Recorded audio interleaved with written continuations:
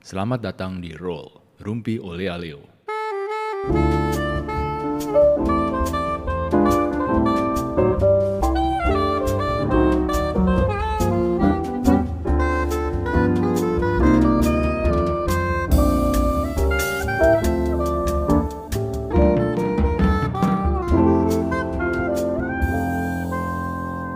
Halo semuanya, selamat malam. Malam ini Rumpi Oleh Oleh berketemu lagi. Udah berapa lama ya kita jeda ya? Ada 4 minggu lebih deh. Banyak Lebih. kejadian selama ini.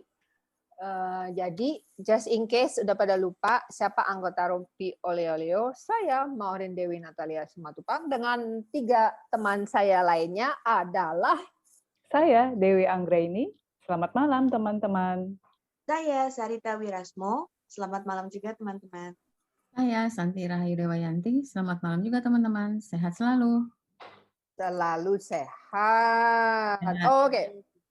Malam ini gua banyak pertanyaan nih tentang penyakit, tentang mungkin juga bukan penyakit tapi perubahan-perubahan dalam tubuh kita atau apa.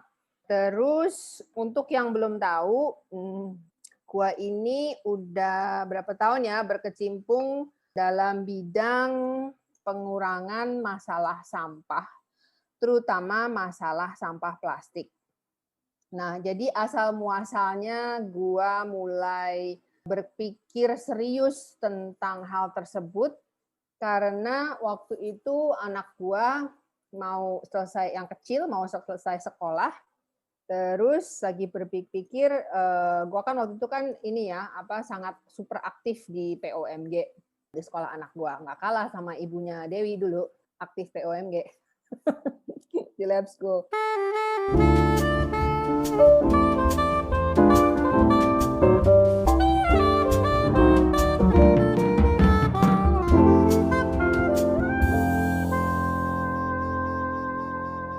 Nah, jadi waktu anak gue mau lulus itu banyak hal yang gue mau lakuin tapi gue nggak tahu mau ngapain gitu kan. Nah, jadi pada saat anak gue mau lulus itu gue mulai rada keluar di lingkungan dari sekolah anak gue. Nah, jadi sekolah anak gue tuh kan rada agak-agak perfect ya, nggak ada sampah, nggak ada botol plastik, nggak ada ini, nggak ada itu, dan gue adalah salah satu yang bikin sekolah itu nggak ada botol plastik, pencetusnya lah gitu. Nah, jadi pas gue mulai keluar dari lingkungan sekolah itu, gue ngeliat sekolah-sekolah lain, gue ngeliat lingkungan, waduh Jakarta kok kotor banget ya ternyata gitu kan. Terus banyak sampah, banyak ini, banyak itu. Nah, jadi itu salah satu penyebabnya sebenarnya gue berpikir ini kayaknya sesuatu yang harus dikerjain, difokusin. Ya, nah jadi begitu gue berkeputusan seperti itu, makin gue pelajarin, makin terbuka lah bahwa ada hubungannya, sebenarnya ada hubungannya penyakit-penyakit yang selama ini makin mengganas atau makin beredar dengan sampah yang ada di sekitar kita, terutama sampah plastik. Terus satu itu. Gua kira sampah di hati. Sampah lu, sampah masyarakat. Nah, terus di luar itu, gue pikir kalau kita cuman mungut-mungut sampah yuk, ini gitu nggak ada gunanya gitu. Jadi apa ya? Oh, berarti kita mesti mulai mencoba merubah mindset orang, ya. Cara berperilaku, cara hidup dan sebagainya. Jadi pokoknya yang paling ribet itu yang gue pilih, ya. So anyway, itu yang bikin gue mulai. Nah jadi makin gue pelajarin, ternyata ada gunanya untuk memperdalam hal-hal tersebut. Ternyata ya itu karena kenapa sih anak ada hubungannya nggak ya sebenarnya yang otis sama apa gitu? Kenapa makin banyak anak yang otis gitu kan? Terus kenapa makin banyak anak yang agak-agak obes gitu kan? Padahal dia kayaknya makannya biasa-biasa aja atau apa gitu kan?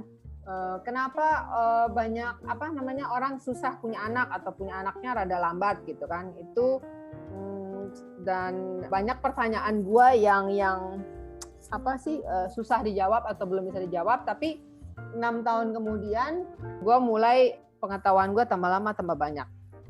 Oke. Nah, dan yang paling menarik itu adalah, ini mungkin Ibu Dokter, Bu Doksan Santi bisa membantu pertanyaan gua. Dari beberapa sumber yang gua baca, itu ada zat-zat tertentu di plastik atau di makeup kita atau apa yang disrupt apa tuh? Halo? Mengganggu. Oke, yang mengganggu hormon kita. Ya, hormonal imbalance itu apa gitu kan? Udah. Nah, jadi itu yang gue baca selama ini. Terus ya itu penyakit-penyakit ajaib juga kenapa tambah lama tambah banyak. Aduh, Ibu Dokter Santi, coba tolong dijawab pertanyaan saya. Ibu Dokter Santi, boleh motong bentar nggak? Ya, benar. Sebelum masuk ke Santi ke medis, gue boleh nggak Boleh. ambilin ceritanya Apa juga boleh. Iya, jadi gue gara-gara ngobrolin plastik gue baca. Jadi gue juga baru sadar bahwa ada 7 jenis plastik di dunia ini yang diciptakan oleh manusia.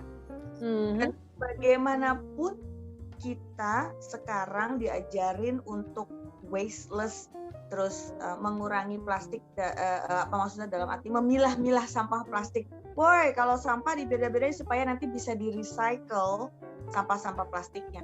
Ternyata dari 7 itu ada 4 jenis yang mau digimanain pun tidak bisa di-recycle, dan itu pemerintah tidak mau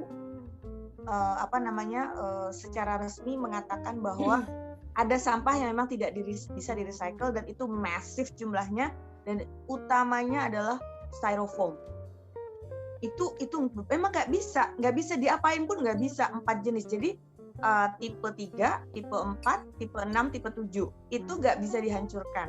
Jadi bagaimanapun kita itu dengan patuh nurutnya milah-milahin sampah plastik, tapi kalau sampah plastiknya itu adalah termasuk golongan yang nomor 3, nomor 4, nomor 6, dan nomor 7, itu cuma akan sampai di dumpster, sampai di ujung, dia akan jadi sampah yang dipak-pakin aja sama pemulung, dan kemudian ya udah.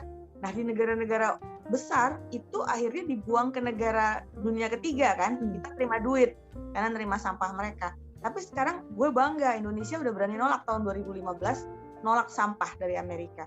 So mereka sekarang kebingungan dan akhirnya buang di gurun-gurun di California gitu, karena memang gak ada yang mau terima lagi sekarang sampah yang tidak bisa dihancurkan itu.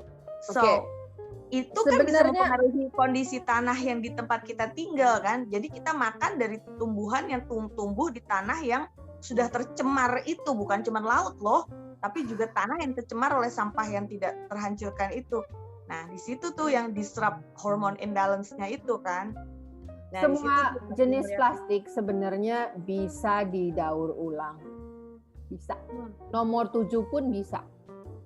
Tapi yang tidak dilakukan karena biaya untuk mendaur ulang plastik jenis tersebut jauh lebih besar daripada hasil yang didapatkan setelah jenis plastik tersebut diproses. Jadi ekonomi ininya kagak ada, nilai ekonomisnya nggak ada, ya kan? Nah, zaman dulu biasanya diekspor ke Cina ya, segala macam yang nggak bisa di Jepang rapi, di Eropa rapi, di Amerika rapi, pemilahan sampahnya rapi, dikirimlah ke Cina ya. Nah, jadi 2 tahun lalu itu Cina tutup, bilang kita tidak akan pernah mau menerima sampah lagi dari negara-negara, ya dari semua negara lah, pokoknya nggak mau. Nah, oke. Jadi kan Cina penerima sampah plastik terbesar di dunia tutup pintu, mau kemana gitu, karena si negara barat itu nggak, yaitu nilai ekonomisnya tuh nggak ada untuk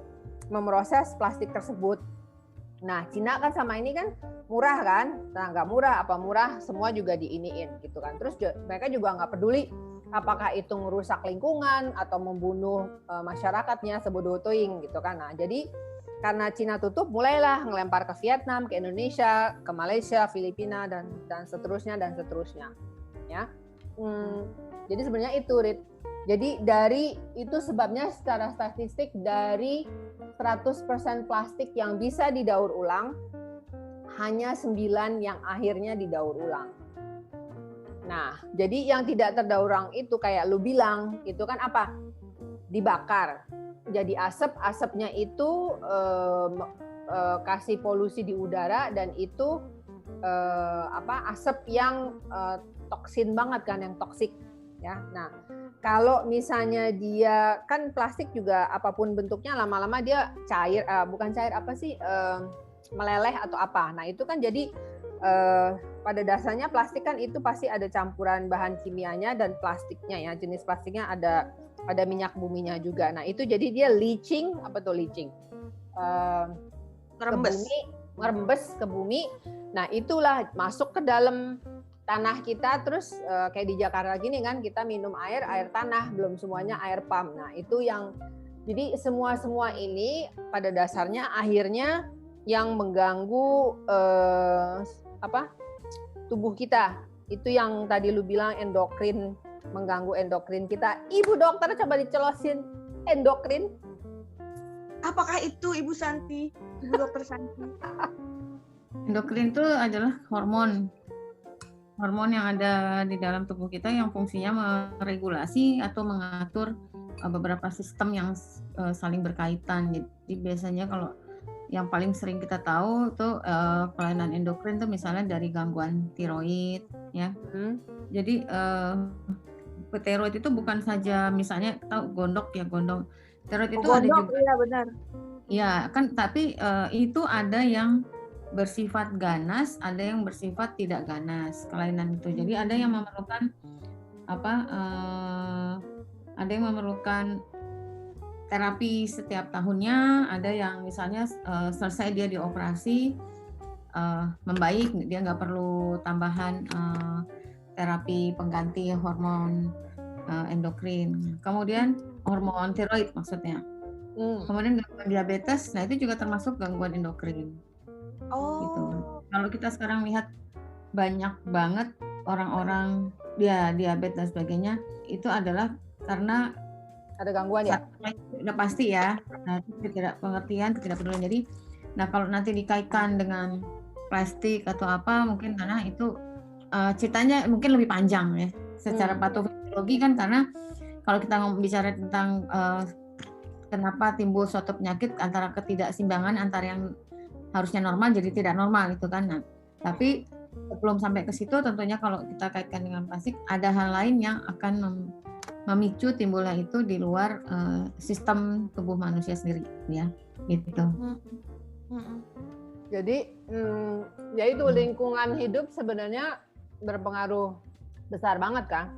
Misalnya contohnya gini, sekitar 2-3 tahun lalu itu gua mau bikin presentasi, terus gua kan rada bosen nih. Aduh, bahan gua ini lagi gitu. Nah, jadi gua ngudek lah segala paper, segala apa dari berbagai universitas. Gua mau cari ada bahan baru apa nih yang bisa menarik untuk gua kasih presentasi gua. Nah, anyway, di riset gua itu gua ketemu ternyata ada beberapa universitas yang bikin riset tentang penyu, tentang kayak reptil gitu. Nah, jadi penyu itu di Hawaii dia bikin riset, ternyata 97% itu penyu perempuan, penyu lakinya cuma 3%. Oke. Nah, terus kayak misalnya buaya di Florida. Itu juga sama. Kok tiba-tiba populasinya tuh dalam kurun waktu 10-20 tahun itu 98% buaya perempuan. Buaya laki kagak ada gitu kan.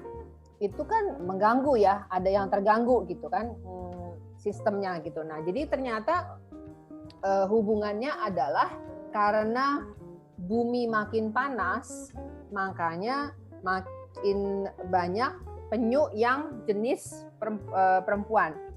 Buaya, reptil kayak gitu, kadal, jenis reptil itu kebanyakan perempuan. Kenapa?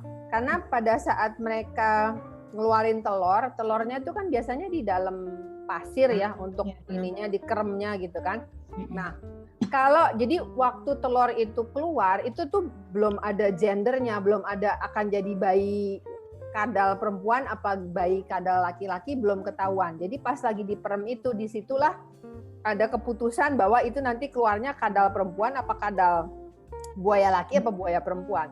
Jadi kalau misalnya suhu pasir di pantai itu terlalu panas, maka akan keluar penyu-penyu wanita sama dengan buaya. Karena untuk supaya jadi penyu laki atau buaya laki, suhu si pasirnya itu nggak boleh terlalu panas. Jadi it tells you wanita itu memang hebat, mau binatang, mau manusia. Karena mau sepanas apapun bumi ini tetap tahan gitu. Tapi begitu buminya terlalu panas, kagak jadi laki gitu kan. Nah itu yang keseimbangannya. Terus ya gitu, gue muter balik dong. Oke, jadi salah satu penyebabnya bumi makin panas tuh apa gitu kan? Ya itu kan polusi dari mana? Balik lagi, polusi sampah kebanyakan apa sekarang? Sampah plastik, and so on and so forth. Jadi ketidakseimbangan hormon itu tidak terjadi hanya pada di manusia, tapi ternyata sama binatang juga, cuy. Iya. Bu dokter, bener nggak? Masuk akal nggak? Binatangnya juga. Maksud gua lingkungan kita mempengaruhi ketidakseimbangan hormon Hormon kita kita. Endokrin ya. Endokrin ya. Kan Santi, kalau misalnya kita hamil, kita pengen punya anak laki, kan ibu-ibu zaman dulu tuh banyak makan ini dong gitu, banyak makan sayur, banyak makan, jadi justru yang supaya kondisi di dalam rahim tuh pH-nya tuh jadinya gimana gitu kan, San, bener nggak San? Jadi kalau mau anak laki banyak makan sayur, banyak yang ijo-ijo. Iya itu bener nggak sih kayak gitu-gitu tuh? Kalau anak perempuan itu justru yang lemak-lemak, lo makan McD melulu, lo makannya yang fatty, trans fat gitu kan ya. Justru yang kayak gitu udah pasti anak lo perempuan gitu. Tapi kalau lo isinya tuh kayak kambing, lo cuma makan sayur, banyakan di sayur, semuanya yang hijau-hijau yang sehat-sehat, lo justru dapat anak laki. Itu gitu. secara ilmiah benar nggak, San? Ada ininya nggak? Zaman dulu kan mana ada McD, mana ada gitu. Mungkin protein. Iya, protein. Tapi belum ada penelitiannya sih. Soalnya kalau sekarang kalau diteliti sih, kalau ilmiah kan hanya pakai suhu tubuh. Yeah. Ya dari situ. Pakai suhu tubuh. Tapi kalau sayur sih bisa aja mereka dulu karena pengalaman. Tapi penelitian secara ilmiah itu tidak belum ada itunya ya. Iya. pH alkali gitu. Alkali itu biasanya laki ya. Iya ya. Kita kan udah bukan berumur bakal ngeluarin anak ya. Tapi kan kita bakal punya menantu. Nah, jadi maksud lu apa, Red?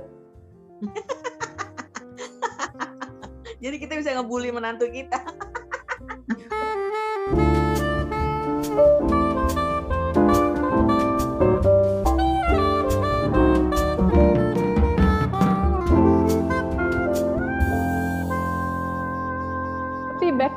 Back to the topic lagi. Tadi kan balik lagi ke lingkungan ya. Plastik itu gue baca di mana ternyata waktu itu ada hiu atau paus atau apa yang terdampar, terus dibuka bagian perutnya dan diteliti dan ternyata isinya adalah plastik. Kan matinya makan plastik kan? Ya, plastik yang bentuk yang ukurannya tuh sangat-sangat kecil, tetapi itu adalah plastik. Dan ternyata yang ukuran nano mungkin ya, plastik itu juga yang merembes masuk ke air minum kita, akhirnya air tanah, air yang kita minum. Ya. Jadi sebetulnya kita ini sebentar lagi mungkin akan berevolusi ya, menghirup udara, beradaptasi terhadap lingkungan yang tercemar. Lama-lama ya kita pasti beradaptasi. Apalagi sekarang plastik itu hanya sebatas peraturan aja. Jangan memberi di DKI Parega kan kantong plastik dilarang. Tapi di pasar masih, di supermarket udah enggak. Kita pergi ke daerah lain, Jawa Barat masih dikasih. Apalagi ya. Sepanjang COVID ini pemakaian spending konsumsi plastik turun 80% loh. Ya, definitely. Pasti. Karena tar dulu sebagian turun, kayak tas plastik itu turun karena ada peraturan. 1, 2, orang juga kebanyakan di rumah kan sebenarnya. Iya. Oke. Dan Tapi nggak mau pegang barang orang, jadi bawa dari rumah. Ya. Paling benar. Tapi on the other hand, yang single use plastik itu naik banget. Kenapa? Yaitu karena banyak take away juga. Ya. Buat bungkus ya makanannya itu. Iya, jadi styrofoam dimaafkan, plastik dimaafkan. iya yang tadinya Kemudian nggak yang boleh ada sekarang lapisan. dimaafin.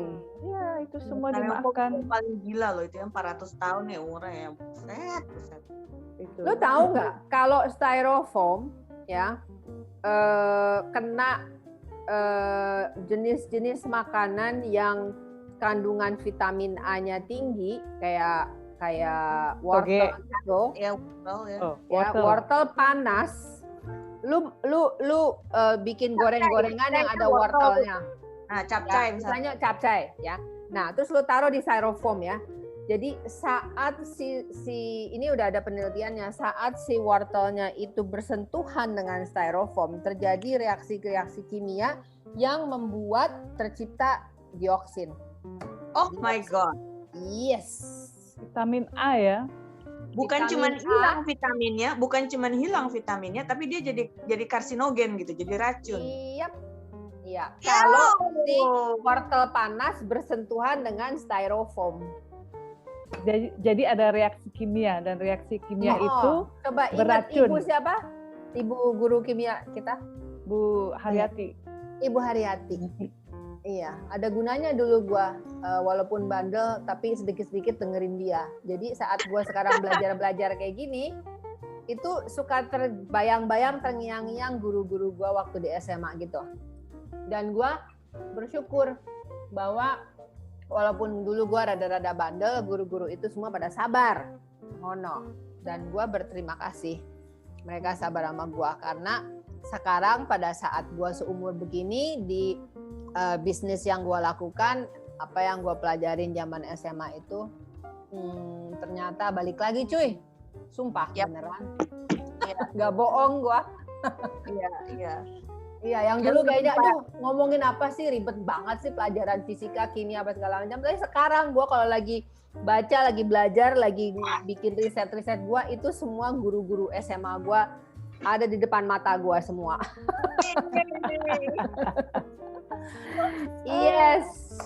Untung gue apa dong supaya kita nggak di tengah gempuran plastik di sekeliling kita, apa yang bisa kita lakukan ya gitu to avoid, menghindari gitu hormon imbalance itu gitu. Nah, mungkin nomor 1 menjaga apapun yang bersentuhan dengan kulit kita langsung atau yang kita asupan yang masuk ke mulut kita kali ya. Ya, jadi kita mesti memastikan apa yang masuk ke tubuh kita itu udah bebas dari toksin. Tapi gimana kita bisa tahu itu? Iya, emang paling gampang sih dari kita dulu ya. Kita ngurangin dulu perlu apa enggak sih gue beli barang ini gitu kan. Oke, kalau gue perlu dibaca bahannya tuh ada apa aja sih di kalau beli misalnya sabun atau apa itu kan dibaca dulu kan. Ada kandungan-kandungan apa gitu, nggak ada salahnya kan kebanyakan dari kita udah nggak kerja ya, pensiun atau apa nggak ada salahnya kalau kita baca-baca gitu, ini apa sih artinya gitu, etil ini etil itu tuh artinya apa gitu kan, apalagi zaman sekarang Google ada di handphone ya. Kalau ada zat-zat tertentu di dalam sabun kita atau di shampoo kita yang nggak jelas, nggak ada salahnya kita iseng-iseng Google cari tahu sebenarnya itu bahan apa sih artinya gitu kan. Kalau gue sih kalau ada bahan, kalau misalnya lu beli krim apa gitu, kalau udah ada tulisan yang bacanya aja susah, gue bilang nih ada sesuatu yang nggak bener nih, karena gue mau bacanya aja kagak bisa. Kimianya kebanyakan. Enggak, gue mau baca ini kecil banget, gimana kita mau teliti ya? hurufnya X, Y, Z, S, H gitu. Ini nih. Terus gue mau baca kagak bisa nyebutnya. Kecil banget ya. Nyonya. Hai. pakai kaca pembesar. Tapi Baca mungkin ingredients. mungkin pertama-tama kalau kita mau aman, kalau Hmm. untuk makanan sebisa mungkin makanan itu tidak melalui proses yang udah nggak ketahuan nih asalnya nih makanannya apa gitu. Jadi sebisa mungkin Seorganik mungkin ya, seorganik mungkin ya. Kalau atau sumbernya juga tidak tercemar. iya. Iya. Seorganik. Kalau Kalau aku sih ya belanja makanan ya hanya kalau yang proses itu jarang ya, paling Proses gitu food ya. ya. Proses Ya, Kayak Iya, apa sih roti yang anak-anak suka seneng tuh yang kayak sosis-sosisan gitu. zaman Betul. dulu. Iya, zaman dulu. Zaman dulu kan Sekarang nggak ada kan, zaman kita dulu sosis-sosis kayak gitu. Oh, bukan maksudnya anak-anak waktu masih agak kecilan, iya tuh kerjanya minta sosis-sosis itu melulu. Gue nggak pernah anak gue kasih gituan. Anak gue gue bikin bikin sendiri sih, Iya. nugget gitu. Iya, karena zaman gue dulu kagak ada yang sosis-sosis begitu. Jadi gue juga saat gue punya anak, gue nggak ngasih begitu gitu loh. Memang rada ribet untuk masak sendiri atau apa. Tapi ya nggak tahu ya, apa karena gue juga doyan masak ya. Jadi anak gue jarang gue kasih jajanan. Karena nyokap gue juga dulu kan nggak boleh jajan anaknya. Ya, tapi kan nggak setiap orang punya kemampuan seperti lo juga, Li. Contohnya gue gitu. Zaman gue kerja ya gue kagak bisa masak, kagak kerja aja gue kagak masak, apalagi gue kerja kagak masak beneran gitu. Nah akibatnya apa? Lo belanja di supermarket karena itu yang paling dekat dengan kantor. Kalau lo belanja di supermarket, otomatis mau beli yang organik pun bungkusannya plastik, plastiknya yang keras gitu kan. Hidroponik tuh pasti udah plastik semua bungkusannya. Kalau giliran gue lagi ngeberesin dapur, apa gila satu hari tuh sampah plastik gue banyak banget, ngebukain plastiknya si bayam, plastiknya si kangkung, plastiknya bakso. Lu tahu nggak kenapa sayur organik atau hidroponik dibungkus plastik? Padahal nggak ada gunanya. Nah, tahu nggak kenapa? Gue ngomong nih sama yang pada punya kebun organik sekitar 2-3 tahun lalu. gue dengerin makanya kenapa. Sebelum gue mulai berkesimpulan untuk mulai jualan sayur juga di toko gua. Iya. Jadi gini, kan organik itu lebih mahal. Iya. Nah, jadi orang kota di Jakarta kalau mahal itu berarti kudu ada packagingnya juga. Pakai apa? Oh God. Supaya ada packagingnya juga. Kok mahal begini doang? Jadi kan ada sayur yang loose gitu kan, yang kagak ada bungkusnya. Itu kan yang biasa, yang konvensional. Yang konvensional. Terus udah gitu, kalau yang organik dan hidroponik karena lebih mahal, berarti packagingnya juga mesti lebih bagus dong. Makanya dibungkuslah si sayur-sayur gila itu supaya mereka juga bisa nge-charge lebih mahal. My Ya. God. Gila Satu. loh. Gue sehari bisa denger dulu nih seru nih. Oke, ini gue denger dari si orang-orang komunitas organik ini. Kedua, jadi orang Jakarta itu kan suka ajaib ya. Kan kalau zaman dulu tuh kita kan ada musimnya, musim mangga, musim rambutan, musim apa. Jadi lu kalau nggak musim rambutan ya udah nggak usah makan rambutan, nggak usah maksa gitu kan. Nunggu sampai ada musimnya, terus dua hore gitu kan. Oke. Nah, jadi sama juga dengan sayur, ada yang bisa dipanen, ada yang nggak bisa dipanen kan? Oke. Jadi ini ternyata si supermarket besar ini kan dia beli dari supplier di Cipanas, Ci apa, Ci itu. Iya. Mereka beli yang organik. Nah, sementara kalau lu sayur yang organik atau perlakuan organik itu maksudnya non pesticide ya. Jadi belum sertifikasi organik tapi sudah perlakuannya organik. Nah, jadi misalnya gini, dia mesen, gua minta caisim, minta sawi pahit, minta kol, semuanya organik. Oke.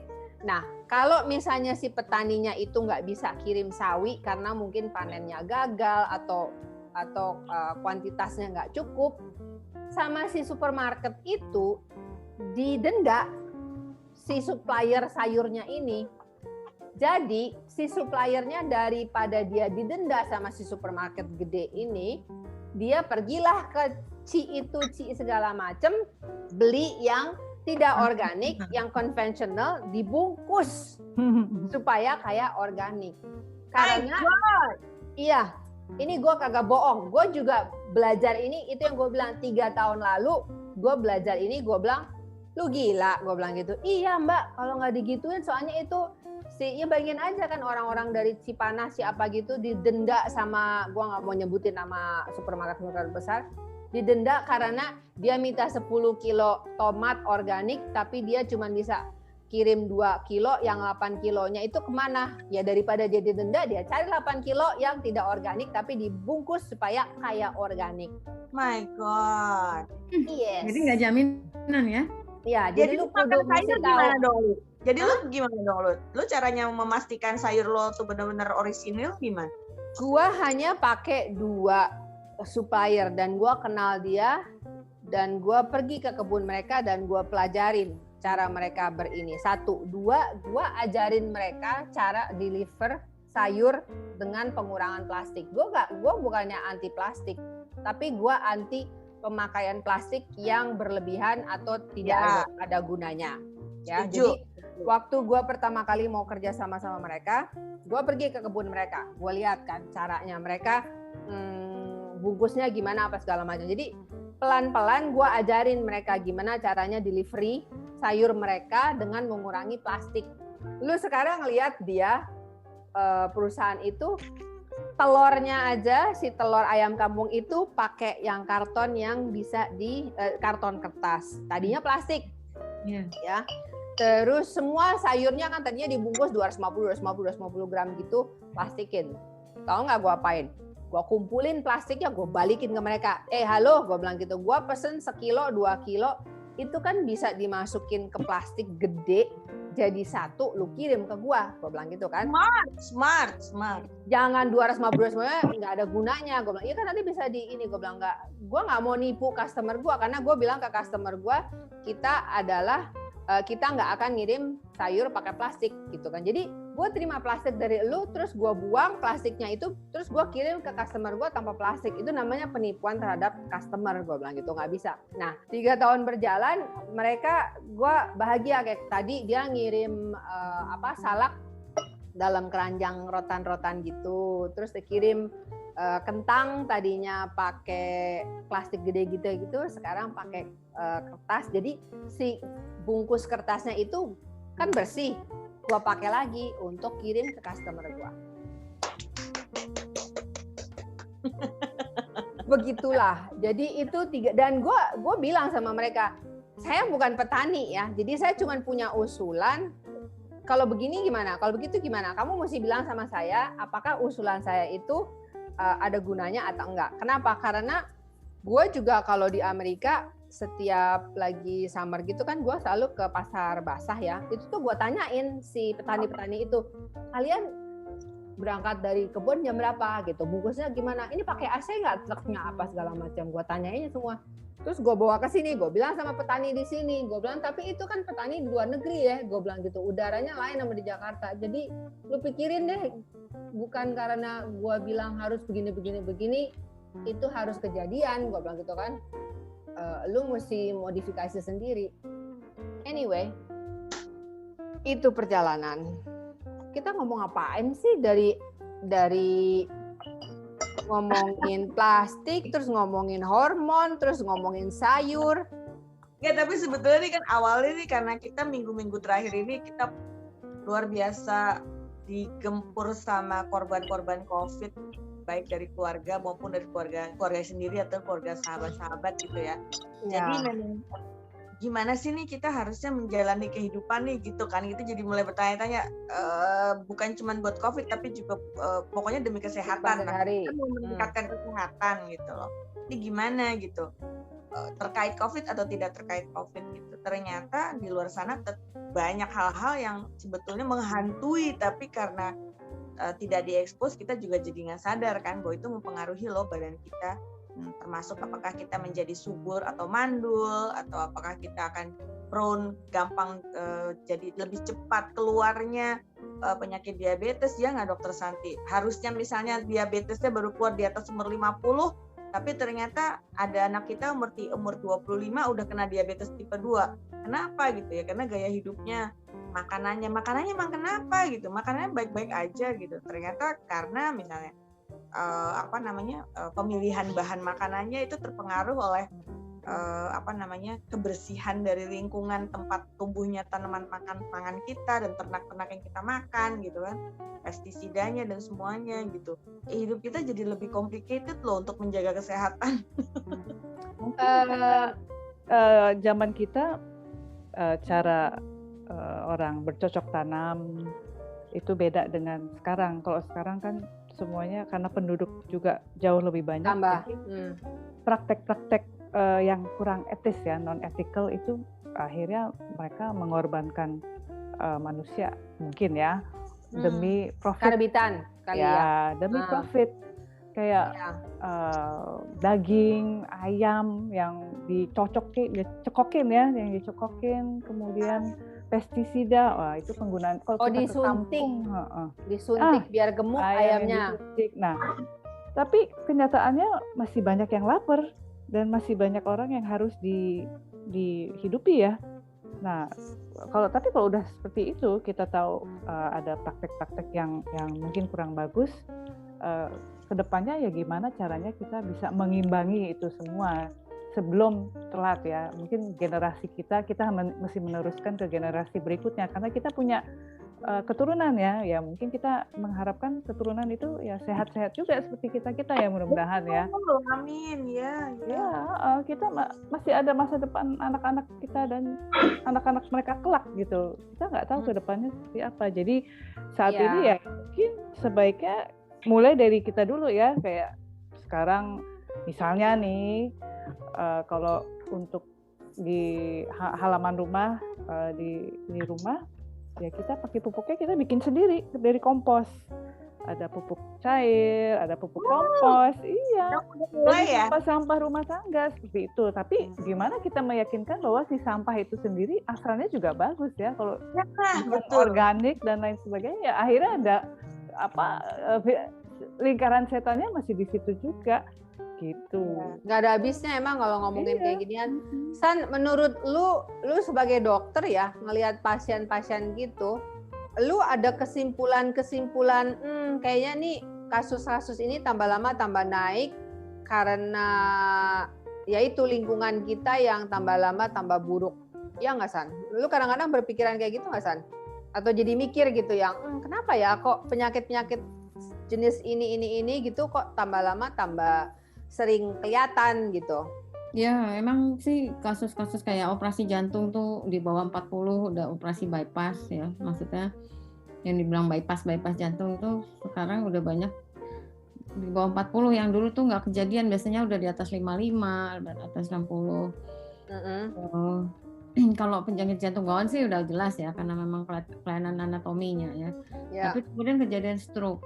Stroke. Banyak di usia 40 tahun ke bawah atau mulai awal 40, yang dulunya kita kenal kalau orang stroke tuh udah umurnya 60 ke atas kayak gitu ya. Jadi pertama yang pasti aku lihat sih itu ini pasti pola hidup yang orang nggak sadar bahwa dia memasuki babak tidak peduli pada diri sendiri, karena sebetulnya badan kita tuh kalau gue sih merasa bahwa kita bisa komunikasi dengan badan kita bahwa ini saya capek nih, saya nggak ya kita haus aja tuh, lo harus minum, jangan nahan haus lo itu karena malas pipis, nggak bisa. Jadi pola hidup satu, terus sibuk, jadi alasannya sibuk mereka nggak inget badan. Nah itu terus itu tadi yang kita masuk, jadi kita nggak sadar bahwa kita mengkonsumsi sesuatu yang ternyata sudah pada tercemar mulai dari tanah kita. Mungkin kita merasa kita makan sayur yang organik lah ya, karena kan kita dulu sama kita juga kecil, mereka kecil yang kita nggak tahu itu nggak ada organik kan. Tapi ingat nggak dulu kalau aku ke pasar pagi itu dekat Rawamangun itu selalu semua dibungkusnya pakai daun pisang. Berjalannya waktu daun pisang itu hilang, nggak ada lagi, bahkan sekarang cuma buat bungkus tempe, ya kan? Pohonnya yang hilang. Pohonnya sih ada, bukan pisang, cuman ya sekarang kita beli pisang goreng pun kita nggak janji dibungkusnya pakai kertas yang udah ada tintanya itu yang begitu, terus pakai plastik juga. Nah, plastiknya warna hitam lagi. Nah, plastik itu hampir nggak ada sekarang ya. Kalau aku lihat di Jakarta tuh plastik hitam udah hampir nggak ada karena dia bau. Kemudian tapi gue tanpa sadar pernah nyimpan itu loh sedikit ini plastik hitam entah buat bungkus apa, gue bongkar udang, plastiknya hancur. Tapi entah itu 2 tahun plastik kita itu hancur gitu, udah nggak berbentuk plastik lagi. Nah terus ya itu satu, terus dari makanan yang pasti banyak. Jadi kalau tanaman itu stek sana stek sini istilahnya ya, kan biar jenis varian baru. Nah ini yang bahaya tuh daging tadi. Berapa tahun yang lalu, udah lama lah, hampir 10 tahun lalu tuh, budi gue yang tinggal di Paris tuh udah bilang, ini hati-hati nih anak-anak kalau makan ayam, karena ayamnya bukan ayam beneran, ayam-ayaman istilahnya. Jadi paksa besar, bahkan ayam jadi kayak transgenik ayamnya gitu loh. Iya. Disuntik steroid biar cepet gede. Mungkin bukan steroid aja ya, karena kakinya si ayam itu kakinya kayak bebek. Kecil. Enggak, jadi aneh, jadi ayam yang, makanya gue kalau lihat ayam McD itu udah nggak jarang makan gitu ya. Terus kalau ini kok gede-gede amat ya, kayak nakutin gitu kan. Nah, apakah itu ayam petelur? Tapi kalau ayam petelur kan nggak mungkin dipotong, gitu namanya ayam petelur. Kalau ayam petelur kan emang gede-gede. Iya. Dari makanan yang aku perhatiin gitu, karena biasanya terus satu tidak karena aku nggak pernah mengaitkan ini dengan kayak tadi bahwa ada plastik yang bisa merusak struktur kimiawi tanah kita dan sebagainya. Tapi yang pasti dari makanan, dari pola hidup, dari kebiasaan sehari-hari yang udah nggak sehat, jadi kayak gitu. Dan tanpa disadari tadi ya bahwa yang kita makan, kalau gue kan lebih ke antibiotik ya. Karena gue pernah datang di suatu pertemuan dari Kemenkes itu untuk menggunakan antibiotik secara bijak. Jadi ternyata bukan hanya untuk masa medis saja, tapi datang juga dari pertanian dan peternakan. Bahwa mereka sama-sama di situ datang perwakilannya untuk tidak lagi menggunakan antibiotik dalam pertanian dan peternakan. Iya. Jadi rupanya sama gitu, supaya tanamannya tumbuh ini nggak kena penyakit, itu ditebar antibiotik. Jadi akhirnya yang kita makan kayak tadi, tanahnya sudah tercemar atau pohonnya itu pun sudah sampai tanaman juga. Iya. Jadi kan kalau di luar itu kita bilangnya ada penggunaan antibiotik bijak, yang akhirnya kalau udah dunia berkata kan orang Indonesia harus nurut nih semua negara. Jadi kita istilahnya penggunaan antibiotik yang bijak, dan itu masuk ke dalam penilaian akreditasi rumah sakit. Nah, karena gue sebagai ketua istilahnya PPRA, program pengendalian resistensi antimikroba, jadi disitulah gue berapa kali disuruh untuk ikut, diminta untuk menghadiri pertemuan dengan dari Kemenkes, dan di situ mereka WHO sudah mencanangkan bahwa tidak lagi menggunakan antibiotik di pertanian dan peternakan, dan itu yang bisa merubah struktur si binatang-binatang itu, daging-dagingnya yang untuk jangka puluhan tahun kalau sudah terkontaminasi dengan antibiotik gitu. Kalau ini kan tadi kita ngomongnya plastik ya, aku mencong dikit ya. Jadi ya ini kan termasuk kimia-kimiawi yang mempengaruhi lingkungan kita. Kimiawi. Jadi mereka sepakat bahwa si sapi-sapi ini, binatang-binatang ini supaya sehat, dalam pakannya itu dikasih antibiotik ternyata. Banyak dipakai di clean golongan gitu. Dan ternyata gue datang ke rumah sepupuku, bilang ini ikannya ikan piara, ikan koi lah sama ikan apa itu dikasih antibiotik, kalau kayak iklannya flu dikit gitu. Aku sampai dikasih antibiotik, yang nggak pernah kebayang. Dulu gue kecil punya ikan. Iya, kalau mati ya mati aja. Ya paling kita bawa dulu ke dokter hewan kan, apa sih yang gue obatin apa gitu kan, nggak. Tapi nggak langsung pencegahan terus dicekokin antibiotik gitu kan. Ya, itu. Oh wow, itu overuse banget ya kalau gitu. Jadi overuse antibiotik akhirnya jadi ya gitu. Akhirnya itu yang kemudian secara tidak indirectly pelan-pelan merubah struktur hormon di dalam badan kita juga kan, jadi hormon. Karena dari yang kita makan tuh genetik binatang-binatang itu kan lama-lama berubah kan. Berubah juga. Karena ya satu dari makanannya dia sendiri, makanya kalau pertanian itu apa yang sapi makan, tanah dari rumputnya ditanam di dalam tanah yang sudah terkontaminasi plastik misalnya atau bahan kimia. Terus si sapinya sendiri makanannya supaya sehat, supaya nggak gampang sakit, dikasih pula antibiotik gitu. Jadi akhirnya apa yang kita konsumsi, si daging sapi itu atau daging ayam ya udah tercemar plastik dan antibiotik. Mungkin kalau untuk 1-2 tahun tidak akan berasa, tapi kan jumlahnya kecil tapi masif dan terus-menerus jangka panjang. Itulah makanya kenapa sekarang mungkin juga bisa terjadi perubahan penyakit yang kita bisa tahu pada yang saat dulu kita kecil belum ada di usia-usia itu. Dan satu lagi juga mungkin teknologi kedokteran sendiri ya sudah bisa mengungkapkan Deteksi lebih dini. penyakit lebih dini, jadi juga ya ketahuan juga gitu. Nah, di situ pengaruhnya tuh jadi kemana-mana di badan kan, jadi bisa muncul diabetes lebih cepat, lebih cepat penyakit major, penyakit utama tuh muncul lebih cepat, dan kemudian mempengaruhi fertilitas, kesuburan perempuan dan pria, suami dan pria. Yang pasti istirahat harus cukup ya kalau aku perhatiin ya. Kalau kita kurang tidur tuh udah deh penyakit segala macam bakal datang. Iya, kalau kurang jadi tidur kalau capek take rest tidur lah gitu. Ya, gue setuju. Berbahagialah yang gampang tidur ya.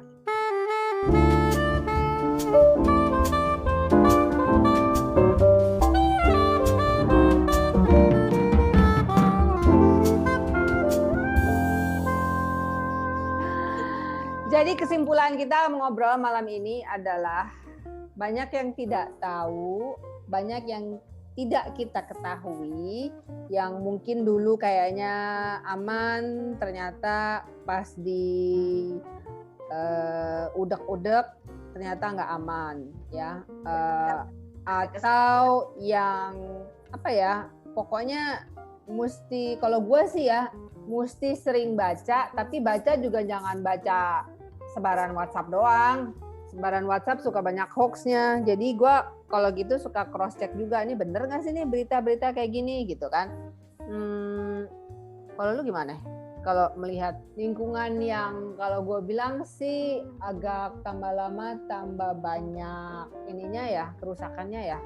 Iya. Dan gue terus terang rada was-was buat anak-anak gue gitu kan, karena ya seperti normalnya orang tua pengen anak kita sehat selalu gitu kan, hidupnya panjang atau apa, sama seperti nyokap gue berdoa hidup gue panjang gitu kan. Nah gue juga sekarang melakukan hal yang sama, pengen anak-anak gue hidupnya sehat gitu. Tapi kok ngelihat lingkungan tambah lama tambah hancur begini, tapi mau diparnoin juga kayaknya jangan terlalu parno. Jadi ya nggak tahu deh, gue juga suka bingung. Ini gue nanya nih, bukan pendapat. Gue mau nanya ke keputusan. Gue mau nanya ke dokter Santi. Salah satu jalan keluarnya temen gue udah beberapa ya, yang memilih untuk jadi vegetarian. Gue mau hidup sehat supaya gue DNA gue yang gue hasilkan gue turunin ke anak-anak gue, calon ke anak-anak gue itu bersih, sehat. Jadi gue mau jadi vegetarian aja. Gue sama sekali menghindari protein dari hewan gitu ya. Menurut lu San, itu langkah yang bijaksana nggak? Gue bukan dokter, gue tahu. Tapi ibu dokter coba tolong jawab. Protein kan bisa didapat nggak hanya dari hewan ya. Soalnya kalau dibilang veggie, banyak ininya. Lu mau veggie yang nggak makan kaki 4, vegetarian apa vegan nih? Iya, vegetarian vegan. Jadi ada yang memang dia nggak makan sama sekali ya, nggak makan protein hewani. Daging hewani, termasuk ikan. Ada yang ikan mereka masih makan, artinya nggak makan kaki 4 lah gitu.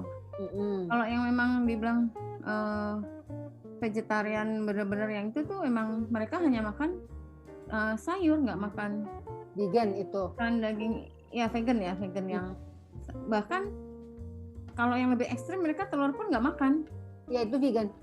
Iya. Madu pun mereka nggak mau, pokoknya apapun yang ada hubungannya dengan binatang mereka nggak mau. Madu juga enggak ya? Wise nggak itu wise? Ya yang penting dia tercukupi proteinnya. Tapi kan ya kalau aku bilang sih kan intinya mereka tidak mau mengganggu kehidupan binatang. Jadi ini ada satu agama yang alirannya juga ke arah situ. Nah, aku pikir kan itu sehat ya. Waktu itu karena gue pernah bekerja di tempat yang seperti, tapi ternyata yang punya kena stroke juga, terus diabetes, bingung gue. Nah, kan, gue bisa gini nih ya, gue bisa sharing nih ya. Kalau menurut gue, ini kan vegan ini sebenarnya belum terlalu lama ya. Jadi data itu sebenarnya belum banyak ya. Tapi ada beberapa orang yang bekas vegan itu dia setelah nggak jadi vegan lagi melihat ada perubahan di tubuhnya ya, yang lebih baik sebenarnya gitu. Jadi ada satu teman gua nih, dia ini salah satu guru ahlinya zero waste, dan dia dulu zero waste plus vegan, jadi pokoknya udah kayak dewa gitu deh hidupnya ya. Tapi dia setiap lagi datang bulan gitu, either nggak datang atau susah atau sakit gitu kan. Udah dong, terus akhirnya dokternya bilang, kamu coba deh, mungkin kamu perlu protein dari sapi gitu kan. Ya tapi kan saya vegan ya, tapi gimana nih kamu sakit-sakit terus gitu kan, kamu ada deficiency ini gitu kan. Udah akhirnya dia coba gitu kan, mulai makan daging merah gitu, sapi. Bener, datang menstruasinya lebih teratur, terus ini ya udah, jadi dia akhirnya ya kayak gua gini juga kan, gua nggak terlalu makan banyak daging merah, nggak terlalu makan banyak ikan, nggak terlalu banyak makan ayam, gua tetap lebih banyak makan sayur sama buah.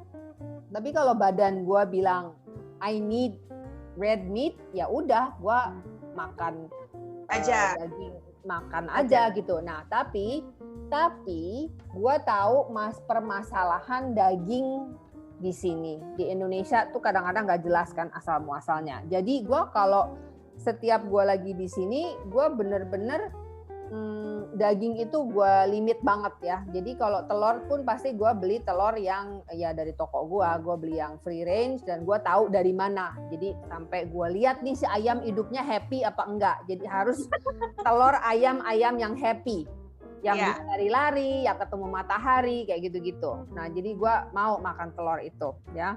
Terus kalau ikan juga jarang banget, karena itu gue tahu mikroplastik apa ada di dalam tubuh ikan ya. Tapi kalau gue bilang gue pengen makan ikan, ya gue makan aja, tapi nggak sampai panik gitu kan.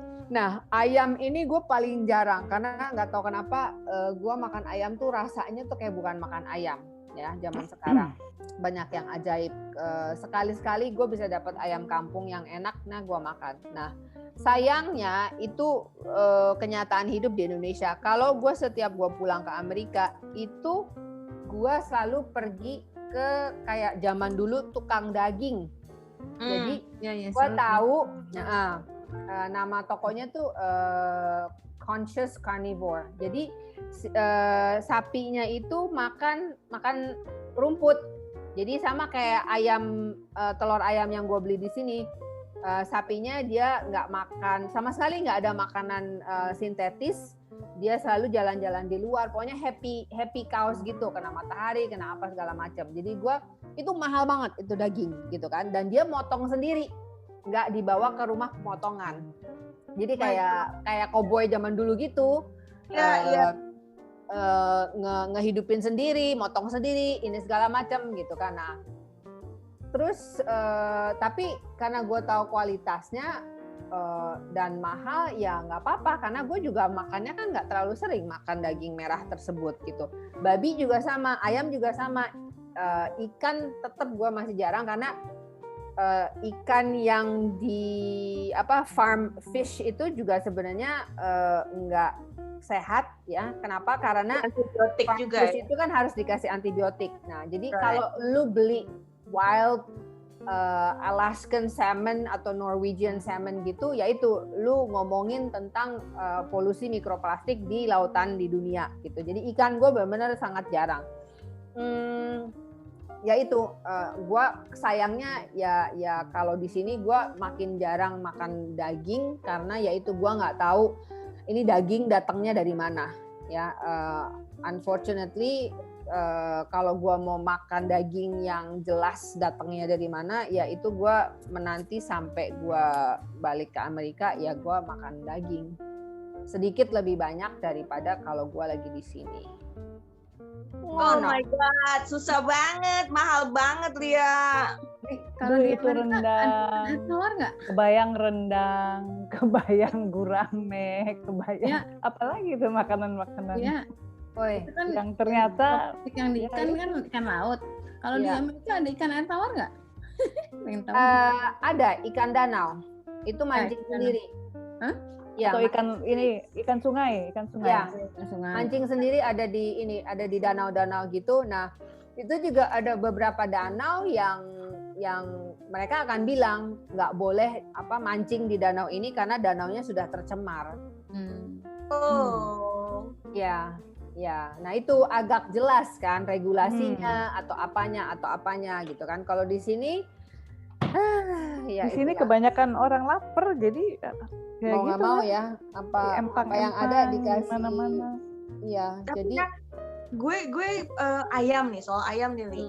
Kalau gue beli di warung, ada deh beberapa warung-warung itu yang kok ini ayamnya enak banget sih Bu gitu. Aku kan nanya gitu ya, aku masak kayak gini kok gaiso ya, iya toh gitu loh, kok ayamnya tuh benar-benar lembut gurih gitu ya. Terus jadi agak-agak gini gimana, oh sebetulnya bukan cuman bumbunya saja Mbak, dia bilang, tapi juga pilihan ayamnya. Aku tuh milih ayam potong, jadi pada saat ayam mencapai usia baru masuk remaja itu udah dipotong. Aku emang pesan khusus, dia bilang, sehingga mungkin di situ ya, jadi ayam itu nggak sempet kena obat-obatan apa, jadi dia udah keburu dipotong gitu. Dia udah mesen ke peternaknya tuh umur segini, saya minta ayam yang umur segini gitu. Jadi memang ukuran ayamnya emang nggak gede sih. Ayamnya tuh pas gitu, jadi kayak kita, tapi kalau dibilang ayam kampung enggak juga, bukan ayam kampung gitu, lain gitu. Dia nggak free range juga, tapi juga bukan yang jadinya besar gitu, enggak. Jadi dia baru mau mulai masuk usia remaja sebelum dimacem-macemin dengan obat-obatan segala macem. Mungkin ada tapi nggak masif gitu pemberian obatnya, udah keburu dipotong, dia udah mesen gitu. Nah itu beberapa warung, kalau lo perhatiin warung-warung makan justru yang ngeluarin ayam potong kayak gitu, yang ayamnya tuh gurih banget. San, tapi sebenarnya kan nggak ini ya, maksud gue nggak, badan lu nggak akan selama masih balance gitu loh, jangan kebanyakan sayur atau jangan kebanyakan buah atau jangan kebanyakan daging gitu kan, selama kita rotasi aja harusnya kan nggak apa-apa kan ya, harusnya menurut gua. Tapi kan lama-lama numpuk juga bahan antibiotik gitu kan, yang ada di pakan ternaknya itu. Iya, maksud gua kalau lu nggak ada pilihan gitu loh. Kalau gua ya gua bisa memilih tidak makan daging merah, nggak apa-apa, karena ya itu masih ada kesempatan untuk pas setiap gua pulang ke Amerika gua bisa makan daging yang gua tahu asalnya dari mana. Kalau di sini ya sedih juga sih, gua nggak pernah tahu nih daging dari mana, jadi gua nggak berani. Tapi gua tahu tubuh gua masih perlu protein hewani. Yap. Nggak bisa gua jadi vegan atau apa, walaupun gua sayang binatang atau apa, menurut gua itu semua itu ada ininya ya, ada gunanya untuk kita gitu loh. Kenapa ada sapi, kenapa ada ini gitu, asal jangan yang ajaib-ajaib aja. Lu jangan makan anjing atau makan kucing gitu kan, kayak nggak masuk di akal. Enggak ya. Jadi gue kalau makan ayam gue belinya di warung-warung semacam warung Padang ya, karena bumbunya juga enak gitu kan. Tapi emang ukuran ayamnya nggak besar gitu. Tapi bukan ayam kampung. Lo pernah nanya nggak itu bumbu isinya apa, Red? Bumbunya kayak bumbu Padang sih sebetulnya. Lebih kayak lo kayak makan ayam goreng di restoran Padang kan emang gurih kan garamnya men gitu. Tapi bukan itu sih, nggak setajam itu. Tapi ukurannya tuh nggak besar gitu. Ukurannya nggak besar. Jadi buat gue cocok gitu loh. Tapi lu bisa nggak mati karena ini parno? Maksud gue, kalau hidup ketakutan terus juga senewan kali ya. Exactly. Ya, tapi sekarang kan emang hidup lebih complicated. Emang lu juga harus double aware juga kan. Mau nggak mau mesti hati-hati kan sebenarnya. Iya. Yeah. Nggak bisa otak polos aja. Ya udahlah gitu. Hidup cuma sekali. No way. Kita kan emang diberikan kehidupan oleh Allah, dititipkan kehidupan kan untuk memberikan sesuatu yang positif dalam kehidupan gitu. Dikasih otak untuk dipakai. Iya. So, oke. Jadi kesimpulan malam kita hari ini sebelum kita tutup, coba Dewi Anggreni Cokro Adi Sumarto bikin kesimpulan malam ini. Ya, terima kasih ya atas kesempatan. Jadi kesimpulannya pertama-tama adalah kita harus waspada atau harus harus sadar dengan lingkungan dan apa yang akan kita hadapi supaya kita bisa mengambil langkah atau pilihan yang lebih hati-hati, yang terbaik lah. Dan gimana caranya mengimbangi dengan vitamin, dengan kegiatan yang gaya hidup yang lebih bagus, lebih sehat, kurangi yang kurang bagus. Paling begitu ya. Halo? Iya, Balance aja kali ya. Maksudnya Balance. balance itu penting banget kan. Karena terlalu semua dipikirin juga lu stres, tapi nggak dipikirin itu juga dia. jangan Betul, cuek gitu betul. loh. Karena ya itu YOLO itu gue sumpah mati nggak setuju. YOLO, you only live once itu. Iya. You only Mawas, live once. artinya harus mawas diri itu. Nah, Ya, Eling, kan? Eling man, Eling. Iya. Itu. Kalau gue kesimpulannya betul, gue setuju sama lo, Dew. Menjaga gaya hidup kita ya, istirahat cukup, bersih. Gue rajin cuci tangan. Dan Semenjak terakhir ini pasti dengan memilih makanan kena flu kan? Hah? Iya. Ya, Kalau gue sih emang selama doyan cuci tangan nggak pernah kena flu kan? nggak memilih makanan dengan bijaksana. Dan sekarang gue kembali lagi ke zaman gue kecil dulu. Gue jadi rajin minum jamu, men. Jamu oke. Temulawak, kunyit, beras kencur, asam jawa itu udah bahan dasar gue tiap hari. Gitu. Bikin sendiri, Rit. Enggak lah. Ibu dokter kesimpulannya apa nih Bu Doksan malam ini kesimpulan kita apa ya? Makasih banyak nih, malam ini banyak ilmu yang kita dapat ya. Sebetulnya yang saya tanya memang plastik, ternyata ada 7 macam plastik yang dengan simbol yang berbeda-beda. Kalau di tiap kemasan yang masing-masing punya sifat sendiri-sendiri plastik itu. Nah, aku baru aware lagi nih yang kayaknya udah lewat dari berapa puluh tahun nih, nggak. Pokoknya taunya cuma plastik industri sama plastik makanan itu aja deh. Tapi ya emang itu lagi kembali lagi bahwa kita harus aware dengan penggunaan plastik. Tapi repotnya juga kalau kita aware tapi yang lain nggak aware kan sama juga ya. Jadi keseimbangan itu perlu banget. Jadi keseimbangan juga artinya sesuatu yang berlebihan intinya nggak akan pernah bagus. Jadi jangan berlebih, jangan juga kurang, harus seimbang. Itu dan terakhir ya gunakanlah plastik sebijak mungkin ya. Kalaupun kadang-kadang kita nggak bisa menghindari, tapi gunakan plastik sebijak mungkin, seefisien mungkin, itu aja. Makasih. Yang perlu aja. Ya.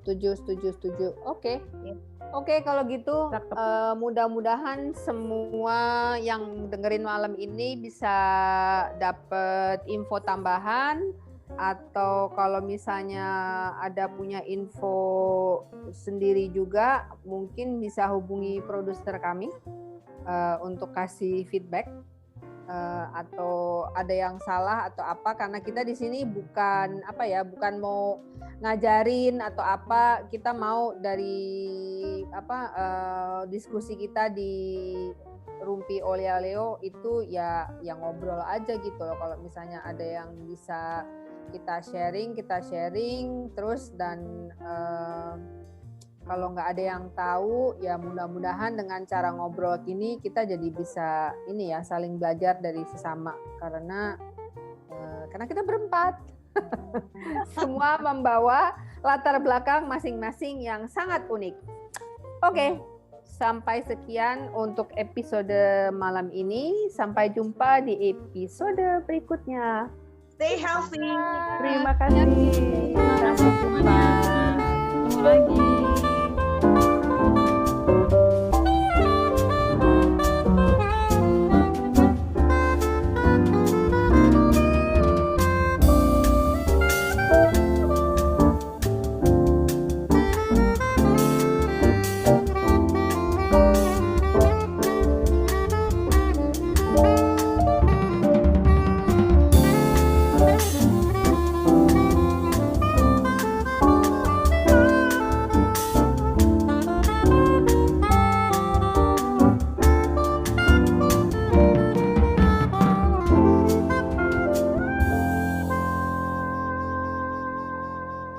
Anda baru saja mendengarkan Roll, Rumpi Olea Leo. Sampai jumpa di episode berikutnya. Good night.